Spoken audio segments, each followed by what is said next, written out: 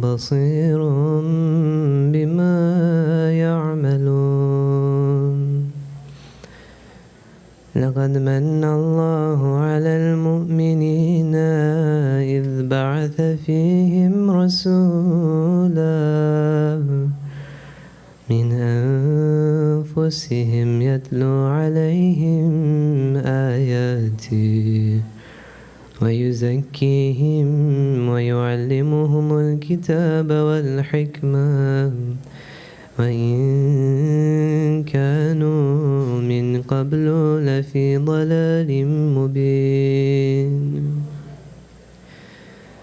أولما أصابتكم مصيبة قد أصبتم مثليها قلتم أن هذا قل هو من عند أنفسكم إن الله على كل شيء قدير وما أصابكم يوم التقى الجمعان فبإذن الله وليعلم المؤمنين وليعلم الذين نافقوا وقيل لهم تعالوا قاتلوا في سبيل الله أو ادفعوا قالوا لو نعلم قتالا لاتبعناكم هم للكفر يومئذ أقرب منهم للإيمان يقولون بأفواههم ما ليس في قلوبهم والله أعلم بما يكتمون الذين قالوا لإخوانهم وقعدوا لو أطاعونا ما قتلوا قل فادرءوا عن أنفسكم الموت إن كنتم صادقين ولا تحسبن الذين قتلوا في سبيل الله أمواتا بل أحياء عند ربهم يرزقون فرحين بما آتاهم الله من فضله ويستبشرون بالذين لم يلحقوا بهم من خلفهم ألا خوف عليهم ولا هم يحزنون صدق الله العلي العظيم.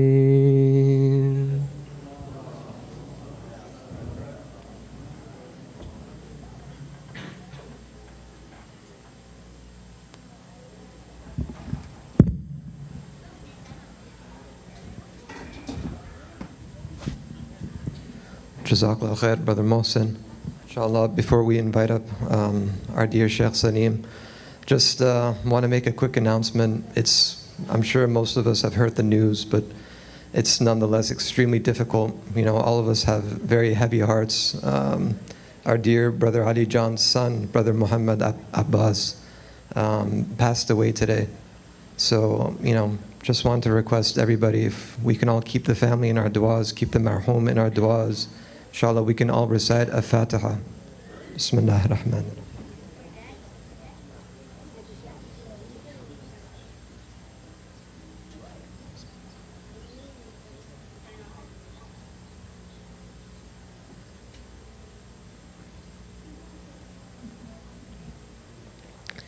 As a lot of us already know, Brother Ali Jan has been a part of, you know, our community for a long time. Probably most of, you know, far before than I see a lot of the crowd, half of, you know, your guys' lives. So half of our lives. So it's, you know, anything like this ever happens, it's extremely difficult for all of us, not just for the family. So we all extend our deepest condolences to the family. And inshallah, we can keep the marhum in our du'as and the family in our du'as, especially in these first couple of nights. Please help me invite up our dear Sheikh Salim with a loud salawat by Muhammad wa al Muhammad.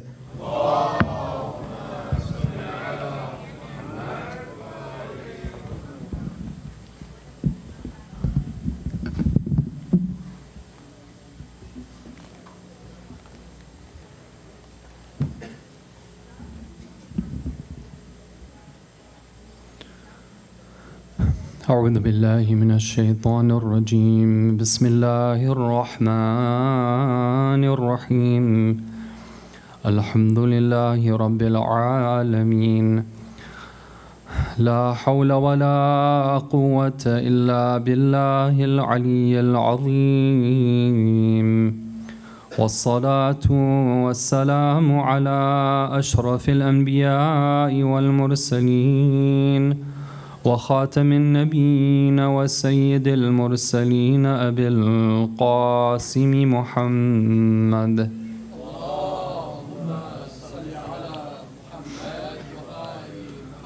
وعلى آل بيته الطيبين الطاهرين المعصومين المظلومين ولعن الله الدائم على أعدائهم أجمعين من ليلتنا هذه إلى قيام يوم الدين. Respected brothers and sisters, tonight is the night of the Shahada of our 11th Imam, Imam Hassan ibn Ali al-Askari. And on this occasion, we convey our condolences to our living Imam on the Shahada of his father and to all the believers.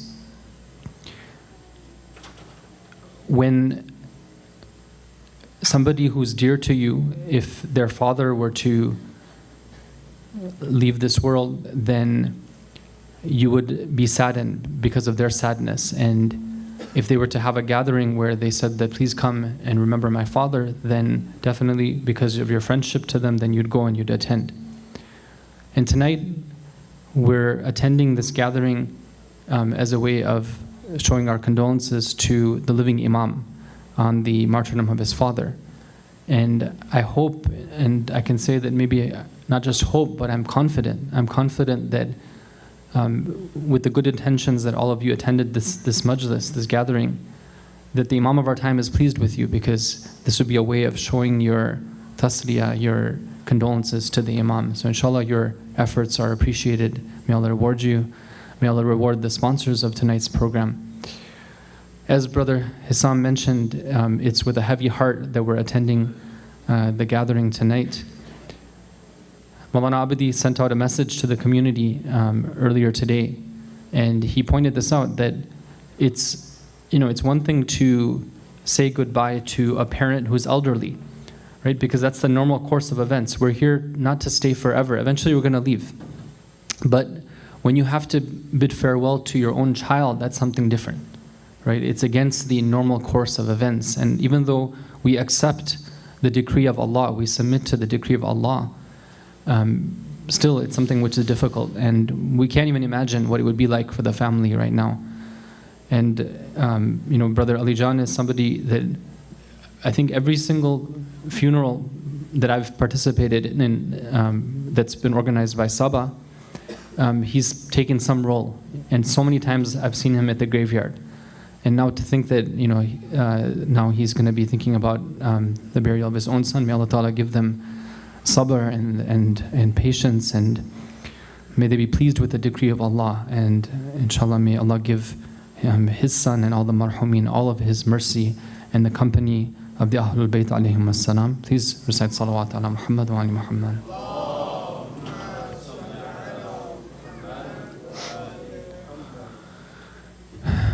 Brothers and sisters, Imam Askari alayhi salam was one of the very madhloom, very oppressed imams.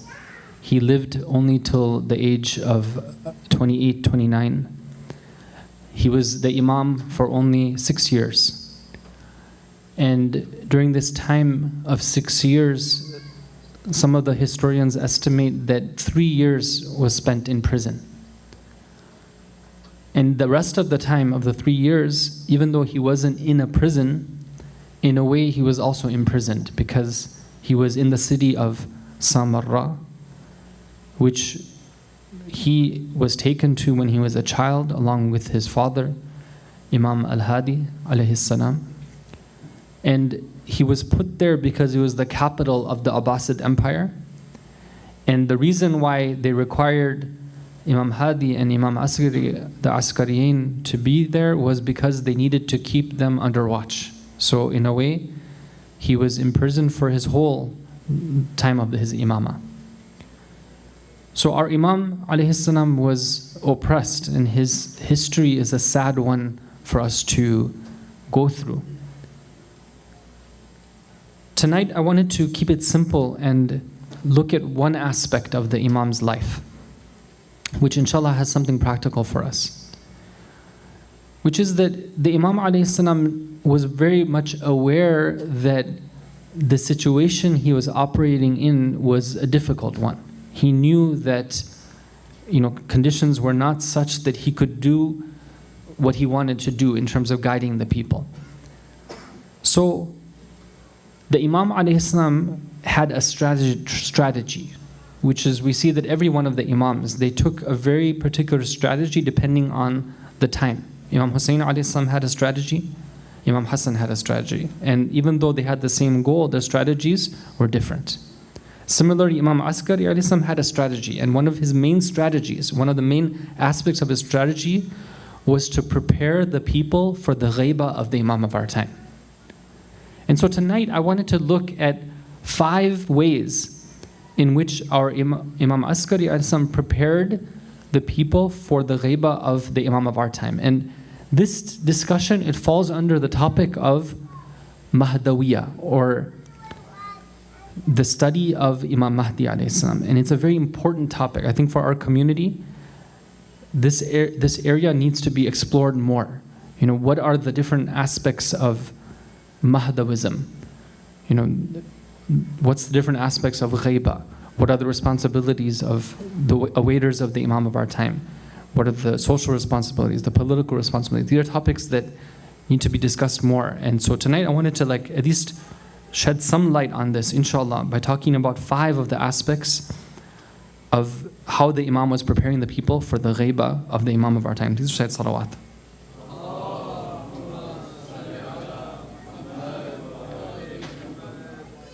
Now, the Imam alayhi salam, before I begin mentioning these 5, even though he was preparing the people for ghaibah, there were times when people still had access to him, especially at the beginning of those 6 years. And we have these incredible stories. For example, this one man who was sent to him by the Abbasids, they told him that go to the Imam in prison and you have free license to treat him however you want. You can torture him, you can do whatever. We're not going to ask you about that. And he was a tough guy. So they sent him in to basically torture Imam Askari alayhi salam. The next day that he comes out of the prison, they see that this same person who had been sent to torture him, they see that he is standing with respect next to the Imam, to the point where he's not even looking at him in the eye. He's like at the service of the Imam. And he's so humbled that he won't even look at him in the eye. And they ask him, what happened? They said that, I spent some time with him and I was transformed. I realized that I came in thinking he was like the Imam of Batil, and now I realize that he is the Imam of Haqq. So there were these types of transformational experiences. And for all of us, maybe, it's something to think about. And this is some of the practical thing here, that imagine we had an opportunity to spend some time with our Imam, the Imam of our time. We got a chance to talk to him, ask him, get some advice, ask him to pray for us, give us some consolation, some comfort. Imagine the feeling that would be, right? It would be amazing, right? To see him in the flesh, right? To hear him speak, to be there. It'd be so amazing. But part of the test that we have is something that the Imam was setting the people up for, which is that how can we still achieve transformation without having the opportunity to be there in the flesh? So this is what the Imam ﷺ was doing. So number one of the things Imam Askari ﷺ did is that he was encouraging the people, he was teaching the people to look at imama as being something which is very logical. And the way he would explain it to the people is he would say that imama is something which stems from nubuwah. It's like a tree which has a branch. Okay, this is very important. I'll give you a couple of examples. In one of the hadiths, he says to his companions, he says that I can predict a time when there will be some difference of opinion amongst the people as to who is my successor. And then the Imam al-Islam says that you should know that whoever accepts the imams after the Prophet but denies my son as being the imam is like somebody who denied all the prophets and all the messengers. Right? This is very important. The imama is something which is very much tied to the nubuwah. If you accept nubuwah, then you accept imama.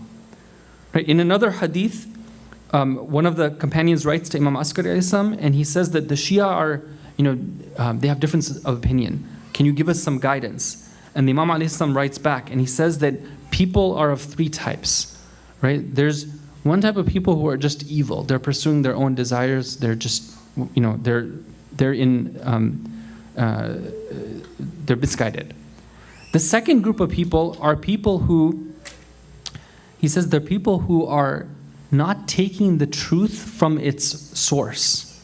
They're not taking the truth from its source. And what they do is they ride the waves. They don't have firm principles by which they lead their lives. Right? They can be pushed this way or that way, and they can be fooled by those who can exploit them. And then the third group of people are the people who are the people of truth. Right? So what they do is that they cling to the branch of the origin. And this is very important. The Imam alayhi salam actually uses this analogy. He says that they see the imams as being a branch of the root, which is the prophets. And this is something which is, super important, because if you talk to Muslims of other schools of thought and you ask them about, like, what is your aqidah, right? They'll start praising people. They'll say that, okay, this person was so noble in that battle. They were so loyal. They did this and they did that. They had so much sacrifices. And you say, okay, good, fine, right? Let's say we accept all that. Well, what kind of legitimacy do they have? Where are they sourced from? Right? Who gave them authority to be able to teach the deen, the religion, to us? And they don't have an answer. It's a sentimental attachment that they have. It's not a logical attachment that they have. And brothers and sisters, sometimes, we find a similar sentiment among Shias today. Okay, I was recently having a discussion with somebody very, very good mu'min in a different city. Right? And they were talking about how, for them, what they do, the way that they teach their family about the religion is there's a certain, kind of YouTube channel that they go to, and whatever content they get from that YouTube channel, that's what they give to their children as well. And they say that this is Islam. So I asked him a simple question. I said that, so tell me, the person who's in charge of that YouTube channel, the content that they're producing for your family, what is the source of that? Meaning that what are they connected to? Is there a connection between them and our maraji? Is there a connection between them and the Hawza? Right? Because we know that the Hawza is connected to the teachings of the Ahlul Bayt alayhim salam, the teachings of the Quran. But this, where you're getting your information from, what you're training your children on, right? What is the connection? Is it that channel creator's own opinions and their own kind of understanding of Islam? Or is it something which is sourced from somewhere else? And he admitted, he said that, it seems to me that that's their own opinion on things. So that, okay, well, that's fine, not denying that, not saying that everything they say is false, but this point is very important. It's something that we've been taught by the imams, is that always ask yourself, what is the connection of this? How does it go back? Right? This is very important. Like, how do we approach Islam? It's not a sentimental thing. Otherwise, we can be like what the Imam says, that the people who are carried by waves. Right? That's not impressive for Imam Askari alayhi salam, that you shouldn't have your principles firm. You should know what your principles are, and then you go forward. So that's point number one that the Imam alayhi salam mentions. Point number two, the Imam alayhi salam is preparing the people for ghaiba. One of the things that he did is that he would reduced the amount of access that the people had to him. This actually started before him, but during the time of Imam Asghar alayhi salam, it was something that was very visible. People would sometimes come to see him, and he would only see them through a curtain, right? He would talk to them from behind a curtain. Now why, right? Couldn't he just like pull the curtain aside, right? I mean, this is just somebody coming to see the Imam.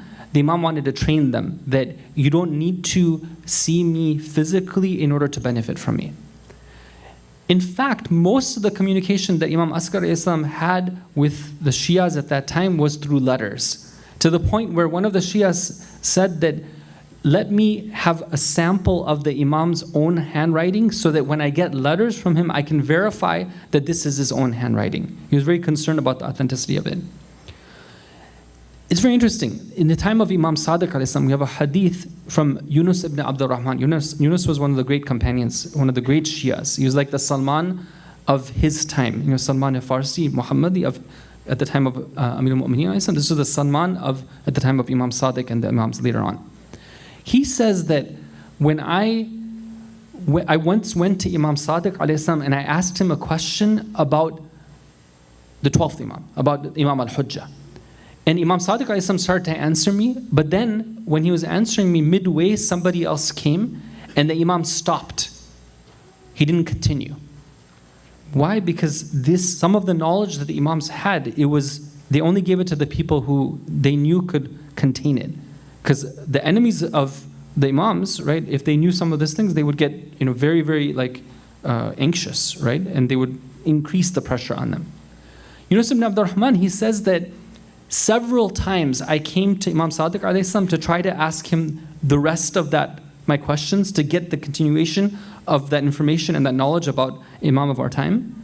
But he didn't give it to me. It didn't work out. There was somebody else there. Until many, many times later, then I went to the Imam alayhi salam. Finally, I was able to get the answers that I was looking for. So this was something that had started back at the time of Imam Sadiq alayhi salam. But it continued, and in the time of Imam Asghar alayhi salam, it was something that was even more prominent. That you don't have to have that physical connection to be able to benefit. And this is part of the strategy of Imam Asghar alayhi salam. He was preparing the people for what we have right now. Right? Which is that how can we still continue on without having that direct access? And that leads to number 3. The third strategy that Imam alayhi salam used is that he made use of representatives, those who would be people who are not ma'asum, but who are learned, who are trusted, and he would direct the people to them. Why did he do that? Because he wanted to show the community of believers that you can continue your affairs. You can keep on practicing. Everything doesn't come to a halt if you don't have direct access to the Imam. One of these representatives was Uthman ibn Sa'id. You must probably recognize the name. Uthman ibn Sa'id, he became the first Na'ib of the Imam of our time. He was one of those really, really special companions who was a companion of, even some say, Imam Jawad alayhi salam, then Imam Hadi, then Imam Askari alayhi salam.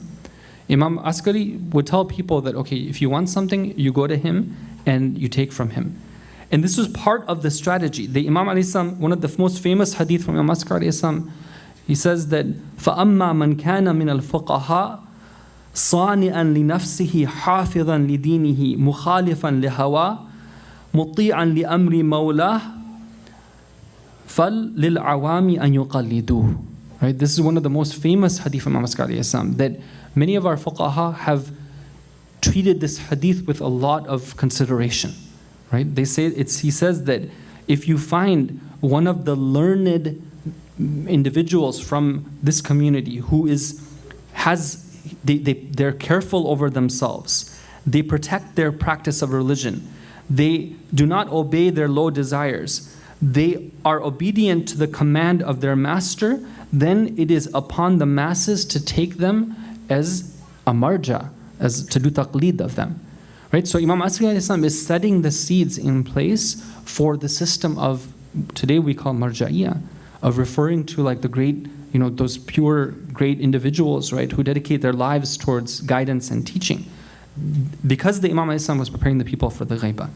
So this is very important. Now, that's 3. Number 4, the fourth thing that Imam Asghari alayhi salam was doing was that he was teaching people about the importance of having Shia identity. Now, this is something that we don't a lot of times talk about too much, right? What does it mean for me to be a Shia, right? Recently, I was in a different city, and I just kind of hinted at this in the speech I gave. And there was a young man who came to me afterwards, and he said that, that thing that you mentioned about identity, can you tell me more about that? Because I'm going to college right now, and I'm facing a lot of pressure, right? I don't have Muslim friends. The friends I have, they respect my religion, but I see them doing all these things, right? And I'm finding myself being shaken, right? But what you said, he was telling me that there's something there that kind of gave me something, some inspiration. I want to know more about that. So what does it mean to be a Shia? The Imam ﷺ was teaching people that what is your responsibility? And there's a famous hadith in which the Imam ﷺ talks about the responsibility of the Shias. He says, فَإِنَّ الرَّجُلَ مِنْكُمْ إِذَا وَرَعَ فِي دِينِهِ وَصَدَقَ فِي حَدِيثِهِ وَأَدَى الْأَمَانَ وَحَسُنَ خُلْقُهُ مَعَ النَّاسِ. So he talks about 4 things.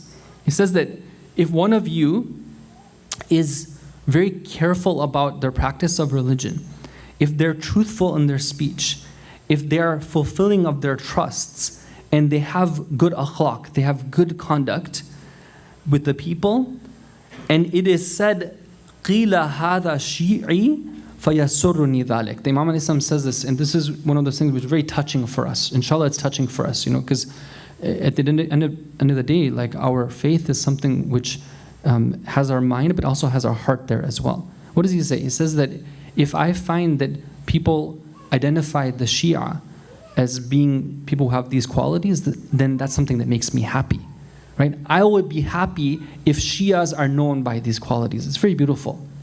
The Imam ﷺ is talking about that having our identity through our actions. The Imam ﷺ is talking about how we can connect to the Imam of our time through our actions and our akhlaq.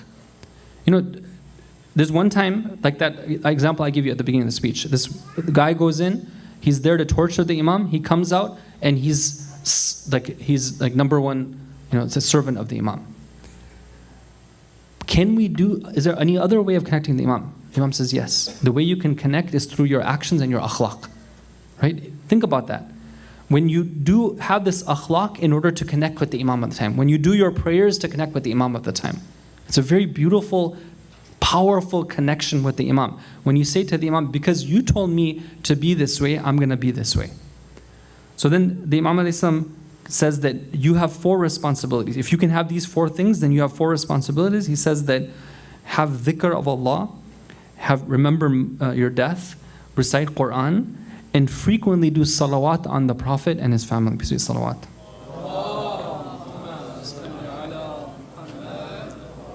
This is it's known as the famous last will of the Imam ﷺ, where he talks about these responsibilities. So I've talked about 4 of the techniques the Imam ﷺ used to prepare the grounds for the ghaiba. The first one was that the Imam ﷺ was explaining how to view the concept of imama from the root. The second one was that he was cutting down his direct axis. The third one is that he developed a system of representatives. And the fourth one is that he taught people their practical responsibilities in the ghaiba.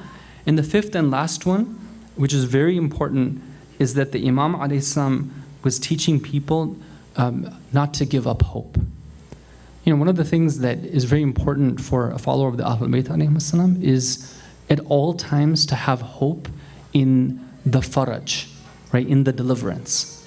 That can be on a personal level, right? It can be on a communal level. Sometimes when things are going, rough, right? We're having a rough patch in life, a lot of pressure, right? The Imams taught us, that do not give up hope, right? You are under the special attention of Allah. Let's say things are being really tough for you right now. You should know that you're subject to more love from Allah and more attention to Him. Don't give up hope in the faraj, the deliverance from this predicament that you're in. And similarly, as a community, don't ever give up hope, right? When you see whatever's happening out there, all the pressures, all the corruption, right, all the challenges, those of you who are raising children, you know what I'm talking about. Year by year, it gets more difficult, the challenges. But don't give up hope. And one of the examples we have of this is a very beautiful example. One of the companions says that I was in prison at the same time that Imam Askar alayhi salam was imprisoned. Imagine you're there, you're seeing the Imam suffering in prison. This is the Imam who's supposed to be there as a source of guidance for the people. Right? He's supposed to be the leader. And here he is stuck in a prison in the capital city of the empire of the Abbasids. But he says that I saw when the Imam alayhi salam was leaving the prison that he had written the following ayah.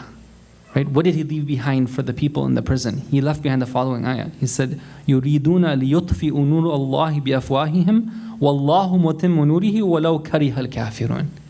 What does the ayah say? It says that they wish to blow out the light of Allah with their mouths. But Allah will definitely complete His light, وَلَوْ كَرِهَ الْكَافِرُونَ. Even though the stubborn deniers and those who oppose, they may have a different plan. It doesn't matter. Right? The final victory has been guaranteed and it will come. Imam Askar alayhi salam in prison, he wants to tell people that even if you're in prison, if you feel like you're in prison, don't worry. The faraj will come. And this is very important. When we come to these gatherings and sometimes we come with heavy hearts, we feel kind of down, we have to remember that Allah's promise is there. This is a promise of Allah. So these are 5 of the strategies that Imam Askar alayhi salam made use of to prepare the people for the ghaiba. Inshallah, we can reflect upon these and ask ourselves, how prepared are we? Are we adopting these things? Are we aware of them? Each one of them comes with a practical responsibility for us. Tonight we wanted to remember the event of the martyrdom of Imam Askari alayhi salam. Inshallah, you can join me in mourning for the events that took place at that time. Let's take our hearts to Samarra, which at one time was known as the beautiful city, Surra man ra'a. Everyone who would see it would be very pleased and happy. But we know that when we go to Samarra, we are very saddened because of all the tragedies, whether they be the martyrdom of the Imams, whether they be the recent tragedies of the bombing of the shrines. It's a city which brings great sadness to our hearts. Sallallahu alayka ya Hasan ibn Ali أيها العسكري يا ابن رسول الله يا سيدنا ومولانا إنا توجهنا واستشفعنا وتوسلنا بك إلى الله وقدمناك بين يدي حاجاتنا يا وجيها عند الله اشفع لنا عند الله يا وجيها عند الله اشفع لنا عند الله. Let's take our hearts to the city of Samarra, to the house of Imam Askari. On that night of his martyrdom, the Imam alayhi salam's body was filled with poison. The Abbasid Khilafah did not want the Imam alayhi salam to be a threat to them anymore.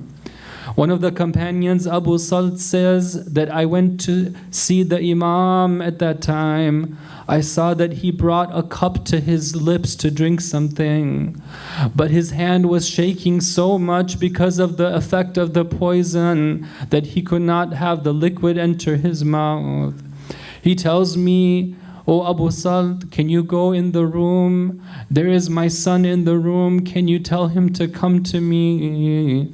Abu Salt is surprised. He seems like he was not aware of the presence of the Imam of our time. He goes into the room. He says, "I saw this young boy. He was in sajda when I called to him. He quickly finished his prayer. He turned to me.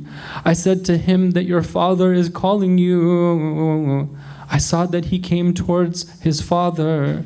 When Imam Askari alayhi salam sees his son, Imam Mahdi alayhi salam, he begins to cry and he calls to him, Ya Sayyida Ahli Zamana, O master of the people of his time.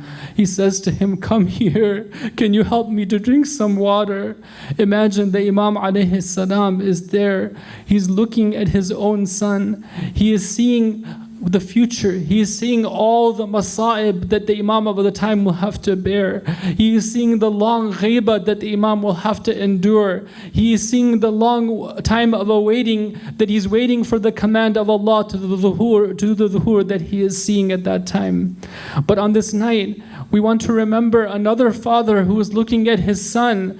Which father is this? This is Imam Hussein alayhi salam, where in Karbala, فَنَظَرَ نَظَرَ آيِسٍ, when Imam Hussein alayhi salam saw Ali Akbar going into the battlefield, he looked at him with a look of despair as Ali Akbar alayhi salam rides his horse towards the enemy, and he cries out, "Oh Allah, the same way that they are depriving me of my son, deprive them of their own progeny. Oh Allah, deprive them of your mercy as they are cutting off my progeny from me." And when Ali Akbar alayhi salam falls to the ground after being struck by the spear, he calls out, "Alayka minni salam ya abati, O my father, peace be upon you." Imam Hussein alayhi salam looks at his own son on the ground, and he puts his cheek on the cheek of his son, and he cries out, "Ala dunya ba'ataka al-afa." After this, O my son, this world is not worth living in. Ala la'natullahi ala al-qawmi al-zalimin wa say'alamu alladhina zalamu ayya munqalibin yanqalibun. We ask Allah Ta'ala to accept this majlis from us. We ask Allah Ta'ala to convey the thawab of this majlis, if there is any, to the marhumin of the sponsors of this program and to marhum Muhammad Abbas. We ask Allah Ta'ala to hasten the reappearance of the time and to help us know our responsibilities during this time of the ghaiba. And we ask Allah to count us among those who truly are awaiting the coming of our Imam. With the barakah wa salawat ala Muhammad wa ali Muhammad.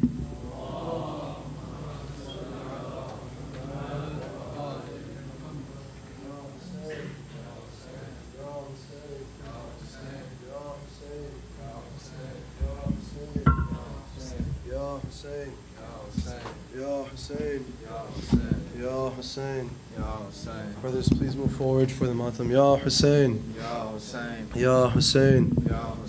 Ya Hussein. Ya Hussein. Ya Hussein.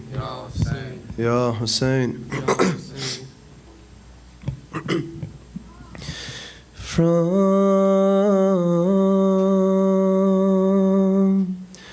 Karbala, Karbala, Karbala, to Karbala, Karbala, Karbala,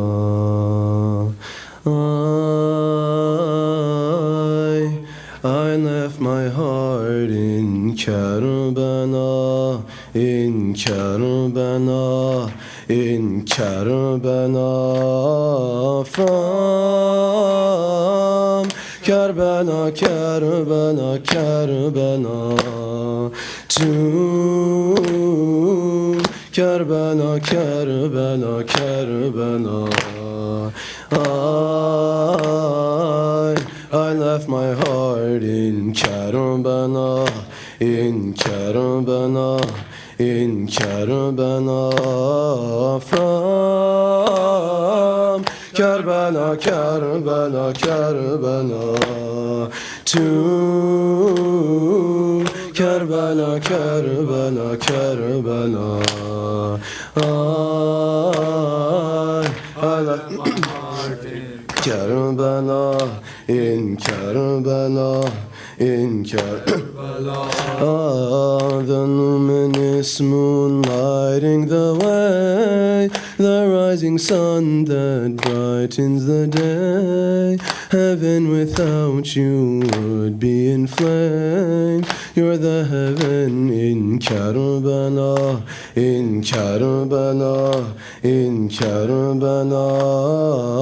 Your visitors offer you their hands. Enemies will never understand. How can the water lose to the sand?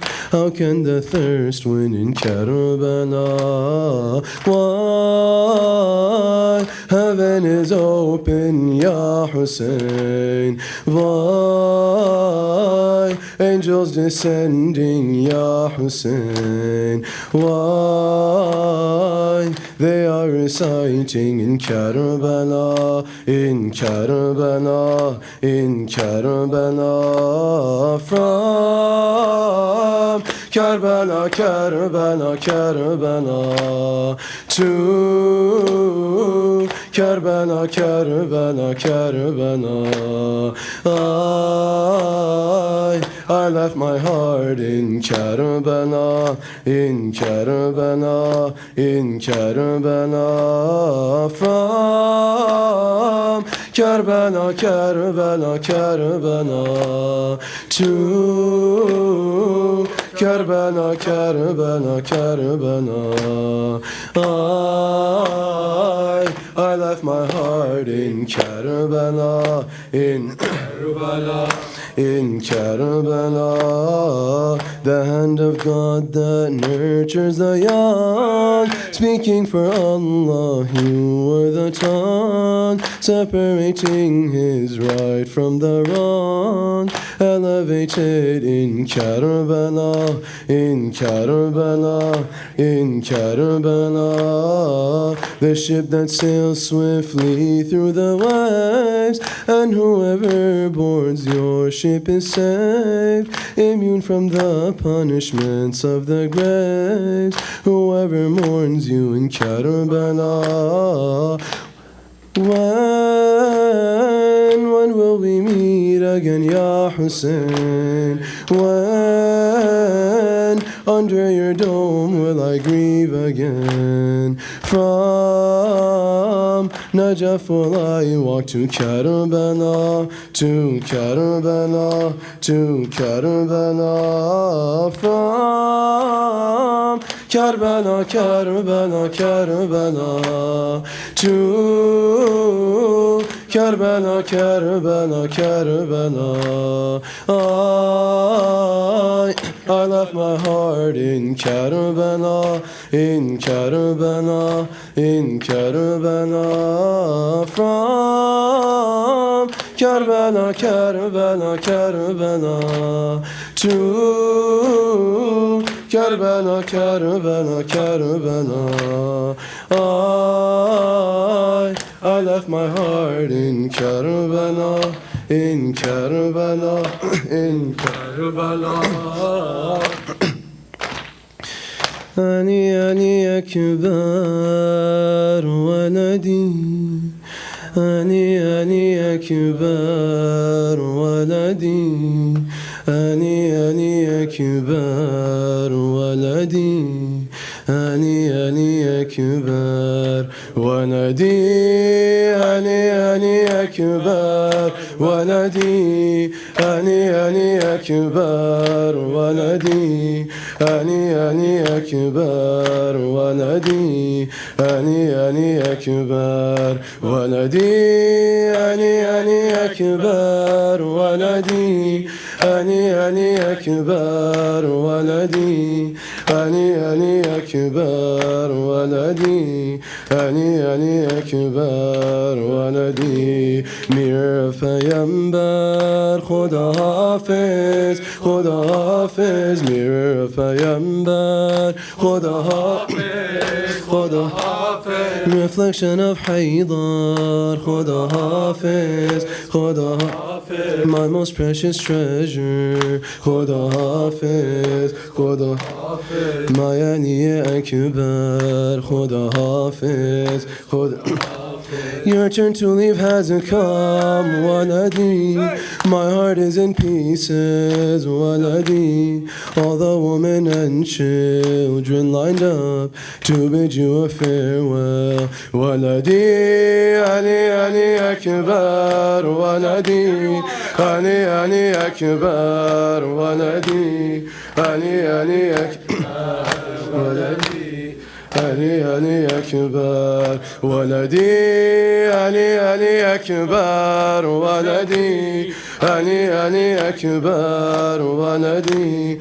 Ali, Ali Akbar, waladi. Ali, Ali Akbar, waladi. Refuge of Sakina, Khuda Hafiz, Khuda Hafiz. Refuge of Sakina, Khuda Hafiz, Khuda Hafiz. My most precious treasure, Khuda Hafiz, Khuda Hafiz. Comrade of great Abbas, Khuda Hafiz, Khuda Hafiz. Let me die when you pass, Khuda Hafiz, Khuda Hafiz. Curses to the one hiding in wait, waiting to slay my flower Ali. Oh God, may a father never see his flower in this state. Waladi, Ali, Ali Akbar, waladi. Ali, Ali Akbar, waladi. Ali, Ali Akbar, waladi. Ali, Ali Akbar, waladi. Ali, Ali Akbar, waladi. Ali, Ali Akbar, waladi. Ali, Ali Akbar, waladi. Ali, Ali Akbar, waladi. My beloved youth go, Khuda Hafiz, Khuda Hafiz. My beloved youth go, Khuda Hafiz, Khuda Hafiz. Coolness of my eyes go, Khuda Hafiz, Khuda Hafiz. This is daddy's death blow, Khuda Hafiz, Khuda Hafiz. No life with your sorrow, Khuda Hafiz. Wait, let me see your eyes one more time. Let me look at your face one more time. Stand in front of me, my Ali ji. Let me see my Akbar one more time. Ali, Ali Akbar, waladi. Ali, Ali Akbar, waladi. Ali, Ali Akbar, waladi. Ali, Ali Akbar, waladi. Ali, Ali Akbar, waladi. Ali, Ali Akbar, waladi. Ali, Ali Akbar, waladi. Ali, Ali Akbar, waladi.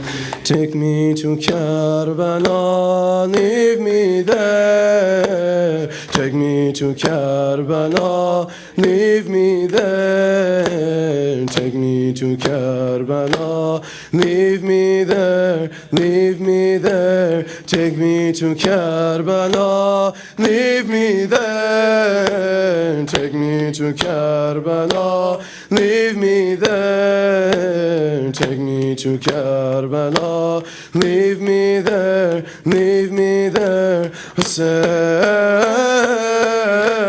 why, Hussein, why, Hussein, why, Hussein, why. صلى على محمد وآل محمد.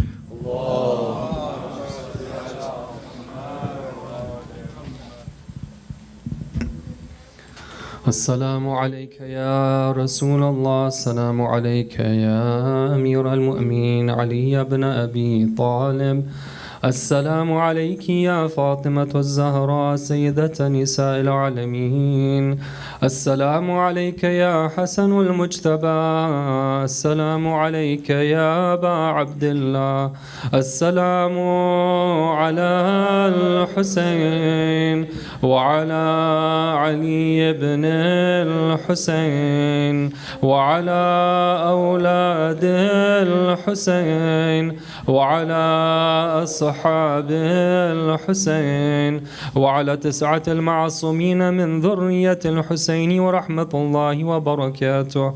السلام عليك يا مولانا يا صاحب العصر والزمان، عجل الله تعالى فرجك وجعلنا من أعوانك وأنصارك ورحمة الله وبركاته.